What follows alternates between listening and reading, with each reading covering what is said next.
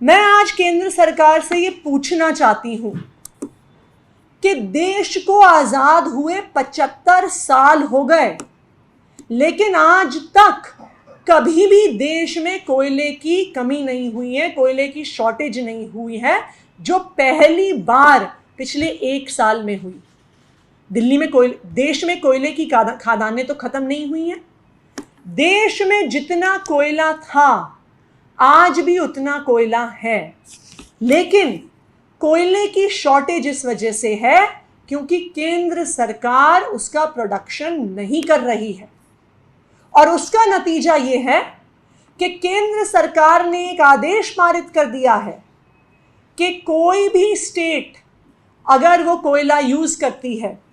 कोई भी power plant अगर वो कोयला यूज करता है, उनको कम से कम 10% इंपोर्टेड कोयला इस्तेमाल करना पड़ेगा। और अगर आप देखने जाएंगे ये इंपोर्टेड कोयला, तो इंपोर्टेड कोयले का दाम डोमेस्टिक कोयले से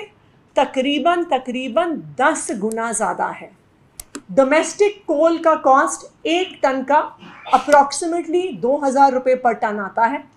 लेकिन जो इंपोर्टेड कोल आज हर थर्मल पावर प्लांट को यूज करना कंपलसरी कर दिया है सेंट्रल गवर्नमेंट ने, उसका कॉस्ट 25,000 रुपीज पर टन है। इस 10% ब्लेंडेड इंपोर्टेड कोल के आदेश से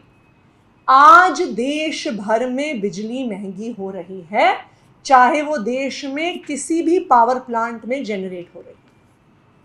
दूसरे तरह के पावर प्लांट्स गैस पावर्ड होते हैं, वहां पर भी केंद्र सरकार के गैस प्राइसेस को कंट्रोल करने की वजह से वहां पर भी पावर कॉस्ट इंक्रीज हो रही है। किसी भी बिजली कंपनी के लिए, चाहे वो दिल्ली की प्राइवेट कंपनियां हों,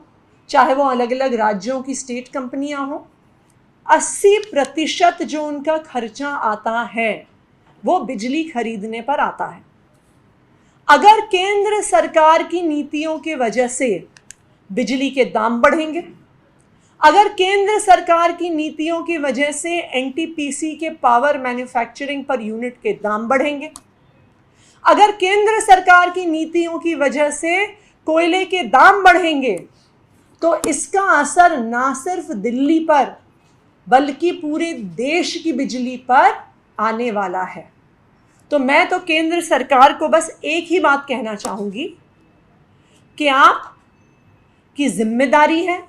कि आपको कोयले के दाम, गैस के दाम के मिसमैनेजमेंट को ख़त्म करना होगा। भारत में ना कोयले की कमी है, भारत में ना गैस की कमी है, पर अगर आज उसकी कमी हो रही है जिसकी वजह से दाम बढ़ रहे हैं, इसके लिए सिर्फ और सिर्फ भारतीय जनता पार्टी की केंद्र सरकार जिम्मेदार। दूसरी बात, मैं दिल्ली के उन लोगों को भी आश्वासन देना चाहती हूँ कि जिनके ज़ीरो बिजली बिल आते हैं, कि जो भी ये 1%, 5% का बिल इंक्रीज़ हुआ है,